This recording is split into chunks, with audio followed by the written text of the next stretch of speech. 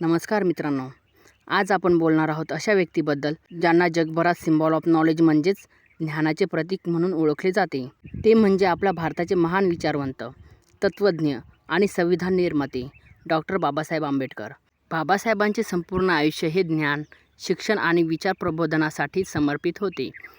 त्यांनी बालपणातच अनेक अडचणी आणि जातीय भेदभाव सहन केले, पण कधीही हार मानली नाही. शिक्षण हेच शस्त्र आहे या विचारावर त्यांनी विश्वास ठेवला आणि तेच आपल्या जीवनाचे ध्येय बनवले.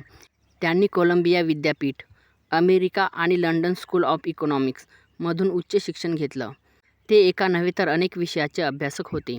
अर्थशास्त्र, राजकारण, कायदा, समाजशास्त्र आणि धर्म यांचं त्यांना विलक्षण ज्ञान होतं. त्यांच्या लेखनातून आणि विचारातून जगभरातील विद्वानांनी प्रेरणा घेतली. बाबासाहेबांनी नेहमी सांगितले, शिक्षण हेच खरे मुक्तीचे साधन आहे.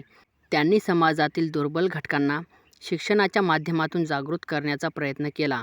त्यांच्या मते जे समाज शिक्षण घेतो तोच प्रगती करतो.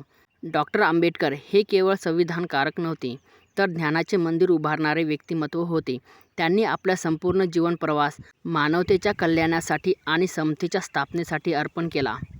म्हणूनच त्यांना सिम्बॉल ऑफ नॉलेज म्हटलं जातं, कारण त्यांनी ज्ञानाला केवळ पुस्तकापुरतं न ठेवता जीवन जगण्याचं तत्त्वज्ञान बनवलं.